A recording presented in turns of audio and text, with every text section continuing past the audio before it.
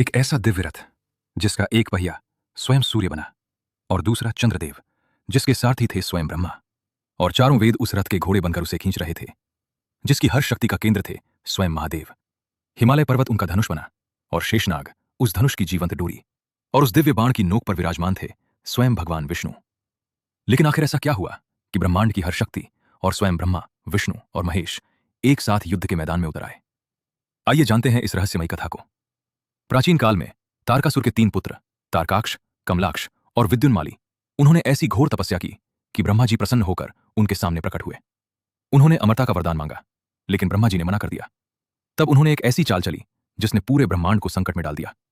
उन्होंने 3 उड़ते हुए नगर बनवाए, एक सोने का, एक चांदी का और एक लोहे का, और शर्त रखी, ये तीनों नगर केवल तभी नष्ट होंगे जब हजारों वर्षों में एक बार, सिर्फ एक क्षण के लिए एक ही सीध में आएंगे, और तब भी उन्हें केवल एक ही बाण से नष्ट किया जा सकेगा। समय बीतता गया और उनका अत्याचार बढ़ता गया। देवता, ऋषि और मनुष्य सभी उनके आतंक से कांप उठे।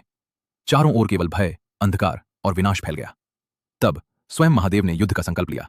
लेकिन यह कोई साधारण युद्ध नहीं था, यह था ब्रह्मांड की समस्त शक्तियों का संगम। पृथ्वी स्वयं रथ बन गई, सूर्य और चंद्र उसके दिव्य पहिए बने, ब्रह्मा जी सारथी बने, और चारों वेद घोड़ों का रूप लेकर उस रथ को खींचने लगे। हिमालय पर्वत शिव का धनुष बना और शेषनाग उसकी डोरी बने, और उस बाण की नोक पर स्वयं भगवान विष्णु विराजमान हुए। सभी उस एक क्षण की प्रतीक्षा कर रहे थे जब हजारों वर्षों में एक बार तीनों त्रिपुर एक ही सीध में आए। और फिर वो क्षण आ गया। पूरा ब्रह्मांड थम गया। महादेव ने अपना दिव्य धनुष उठाया और एक ही बाण छोड़ा। उस एक बाण की अग्नि में तीनों नगर क्षण भर में भस्म हो गए, और तारकाक्ष, कमलाक्ष और विद्युन्माली का अंत हो गया। तभी से महादेव को कहा जाने लगा त्रिपुरांतक। अगर आप महादेव के सच्चे भक्त हैं तो कमेंट में हर हर महादेव जरूर लिखें, और ऐसे ही सनातन धर्म के अद्भुत रहस्य जानने के लिए अभी हमारे चैनल को सब्सक्राइब करें।